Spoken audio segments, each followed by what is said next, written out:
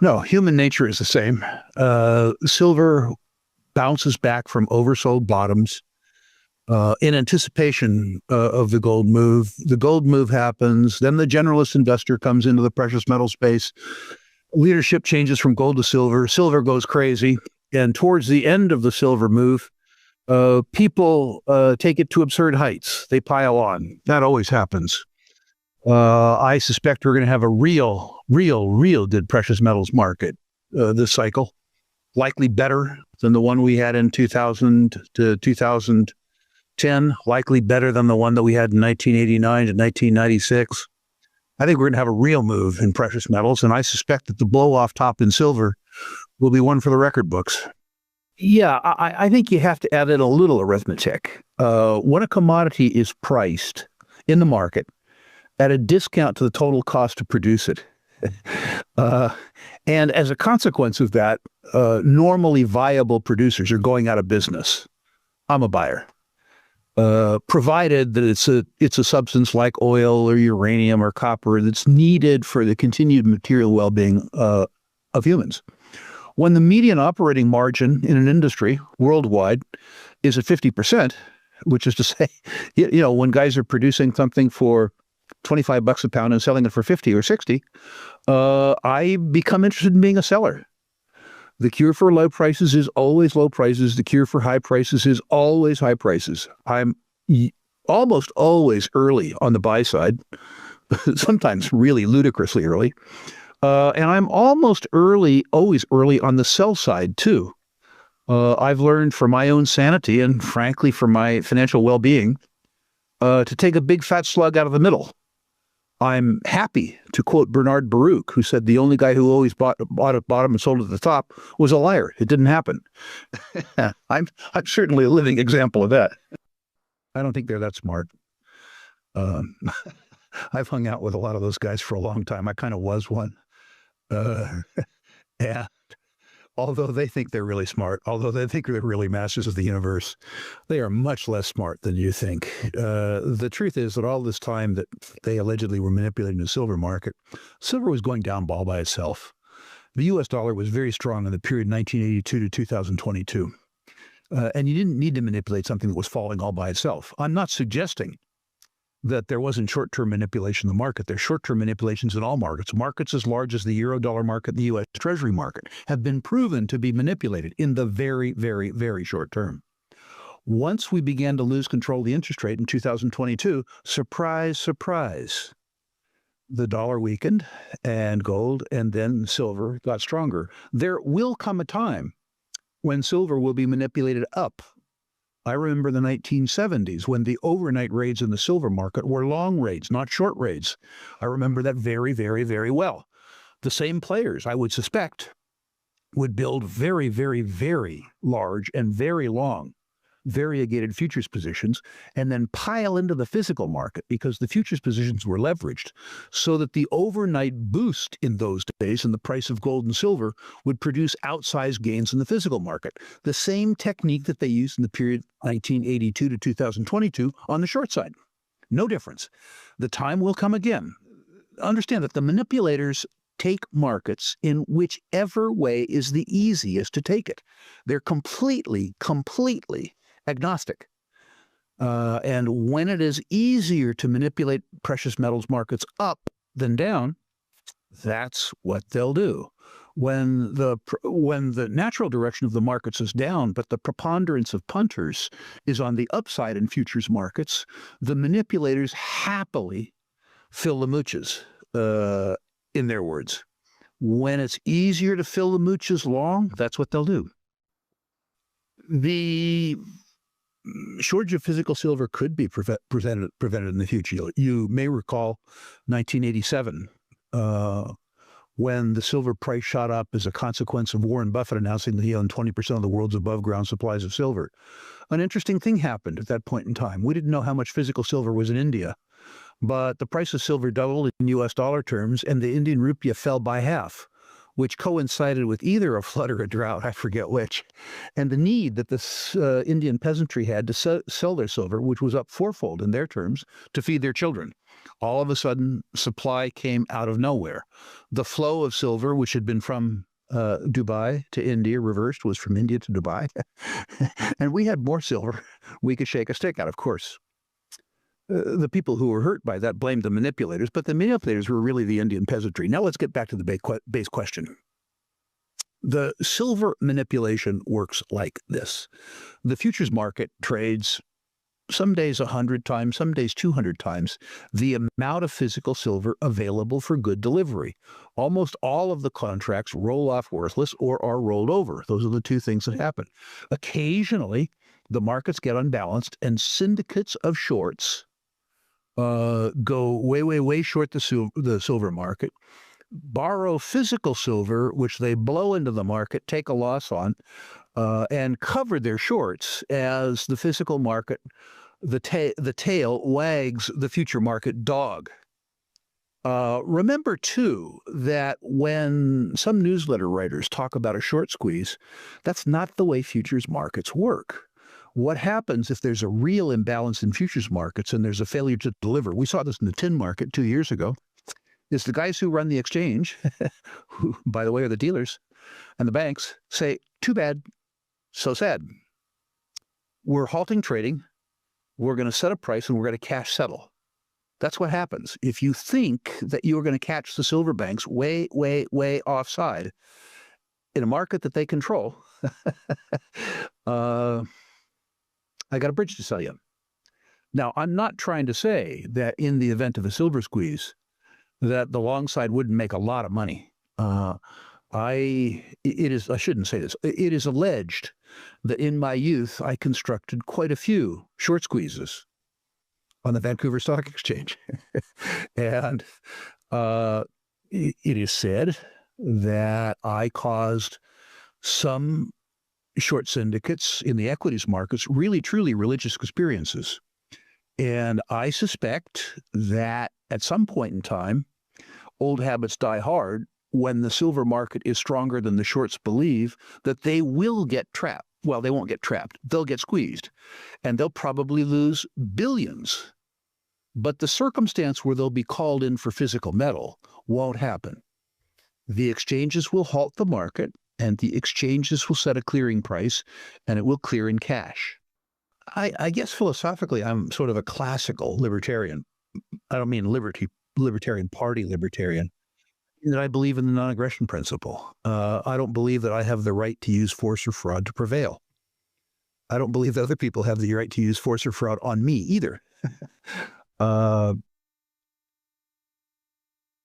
In my declining years, rather than no government, I think I would settle for limited government. I'm tired of hearing myself complain. But the circumstance that we have where the population has become so politicized and believes so much in the fact that their wants or needs are a call on another's means is problematic. And I don't just mean poor people. The idea that Leona Helmsley said, well, taxes are for the little people. This belief that she was entitled to the benefits of society by paying no cost strikes me as elitist. I certainly also am concerned about the disdain that the very wealthy are held in, whether or not you like all of Elon Musk's products, or whether or not you like his serial parenthood or his reported drug use. The fact is that he had to convince people to buy their products. Now, that doesn't mean that he hasn't lobbied, that he hasn't used some, what I would describe as corrupt methodology to extract money from you and I as taxpayers. But the truth is, ultimately, he's had to convince people. The politicians coerce people. And I believe coercion is a bad thing, Dunnigan. I believe in philanthropy, but I believe in philanthropy as a consumer good, not a duty. I engage in various forms of philanthropy, wholesale mentoring, but also direct philanthropy. I don't believe I owe the world anything. I believe that I have, in 60 years of working now, generated substantial value for other people. And the delta between the value that I have created for others, which they have consumed voluntarily, and the utility that other people have produced that I consumed, the delta between those two is called wealth. And I don't think that I have to apologize for my wealth, because I think I generated a whole bunch of surplus utility, which generated that wealth. But philanthropy makes me feel good. There are things that I want to have happen in the world that nobody seems to be willing to start a company to fix, that I feel like I have to do myself. But as I say, I consider it a consumer good as opposed to a duty. I do it for my own purposes, or as von Mises would say, my own volition. Yeah, I'm afraid that the polarization that you're seeing in American politics, by the way, I believe they're both wrong, is a reflection of the fact that people feel entitled to have their belief system win out over other people's belief system. And I don't happen to believe that's true, including my own. The idea that, as an example, there's a bunch of Republicans mobilizing around the, quote, big, beautiful bill, I think is odd.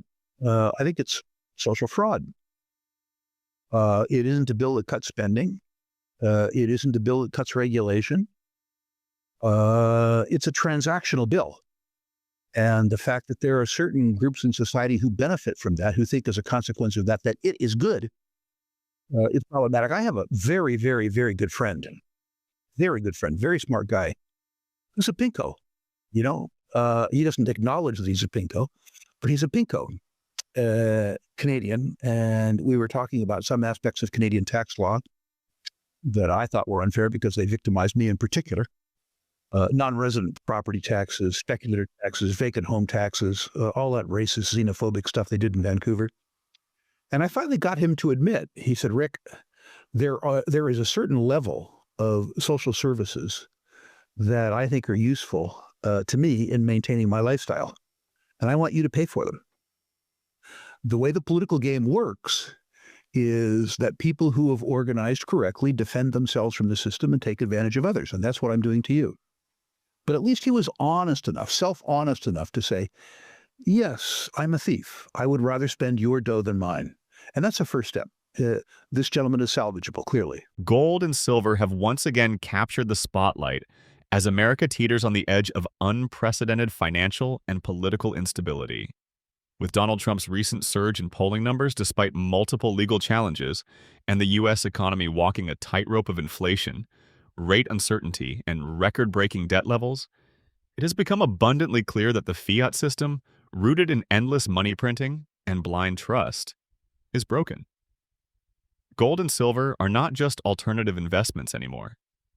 They are lifeboats in a storm of economic and institutional collapse. Every fiat currency in history has eventually failed. The US dollar, once backed by gold, now floats on the whims of policymakers and central bankers. The Federal Reserve claims to fight inflation, yet it created the very problem with years of near-zero interest rates and trillions in stimulus. And now, with CPI inflation numbers still sticky and consumer sentiment in freefall, they've cornered themselves into a lose-lose situation. Raise rates and tank the economy, or ease and ignite another inflation wave. Either way, fiat suffers, but physical gold and silver, finite, real, and time-tested, thrive. In the last few weeks, silver has quietly outperformed many other assets, pushing past key resistance levels while being largely ignored by the mainstream media. Gold, too, is testing all-time highs amid global central bank accumulation. Why are nations like China, Russia, and even Poland buying tons of gold while telling their citizens to hold cash? Because they know what's coming. They know the dollar is losing its dominance and that the next financial system won't be built on paper IOUs. It will be anchored to something real. Trump's return to the headlines isn't just about politics. It's about economic sentiment. His recent statements slamming the Federal Reserve and calling for a return to sound money are echoing louder than ever. Trump understands that Americans are losing faith in the institutions that manage their money. Confidence in the Fed is near all-time lows. The Treasury is issuing debt at a breakneck pace. Social Security is on track to go bankrupt. Meanwhile, the stock market continues to float on speculation, artificially supported by Fed jawboning and tech hype. But beneath the surface, cracks are forming, young investors are waking up. They're beginning to see the trap. Save in dollars, and you're guaranteed to lose purchasing power. Trust in stocks and crypto, and you're subject to manipulation and regulatory whims. The only assets with a 5,000-year track record of preserving wealth through every war, recession, and regime change are gold and silver. And right now, silver is arguably the most undervalued strategic asset on Earth. Not only is it a monetary metal, but it's also essential in solar panels, electric vehicles, and industrial applications. The supply is shrinking while demand is surging. This is not a speculative narrative. It's a supply chain reality. Meanwhile, America is sleepwalking into another debt crisis. With over $34 trillion in national debt and interest payments now rivaling military spending, the writing is on the wall. The government has no plan to pay it off. The only tool they have left is inflation. Silent theft through currency debasement. If you're holding dollars, you're the victim. Every printed dollar makes your savings weaker. Every stimulus check, every bailout, every new government program funded by the printing press, it's a transfer of your wealth to the state. Look at the banks. Regional banking stress has returned, and big names are warning of a new wave of collapses. If even one major institution falls, a domino effect could ensue. And with FDIC reserves under pressure and trust in banks declining, people are beginning to ask serious questions. What happens to my savings if the system locks up? If you can't hold it, you don't own it, and that's why physical metals are making a comeback. Gold and silver require no counterparty. They cannot be hacked, frozen, or inflated away. They don't rely on government promises or Wall Street gymnastics. In times of war, regime change, or collapse, like the world is inching toward now, they are the final fallback. Just this week, Trump warned that America is closer than ever to losing the dollar as the world reserve currency. That's not alarmism, it's fact. The BRICS nations are actively developing a gold-backed trading currency, and the world is watching. The petrodollar era is ending, and with it, the dollar's dominance. Gold and silver will outlive fiat. They have outlived every empire that thought it could print its way to prosperity, and they will outlive this one too. While Wall Street distracts you with AI stocks and debt-fueled bubbles, the smart money is quietly accumulating hard assets.